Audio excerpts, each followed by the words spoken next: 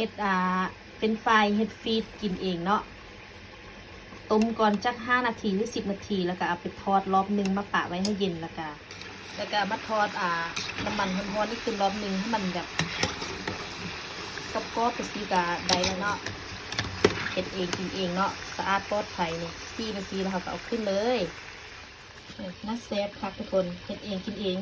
นะน่าเซฟขนาดแล้วก็จะโรยเกลือเม็ดใหญ่ๆนี่นิดนึงเนาะ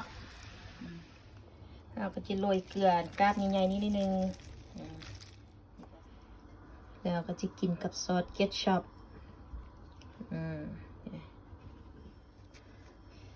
หรือมายองเนสเนาะ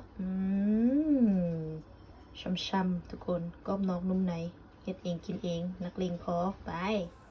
มาเด้อมากินจืนมันฝรั่งนำซ้ำไม่ลูกเนาะกินจืนฟีดมาซองเต้เฮ็ดเองกินเองนักเลงพอ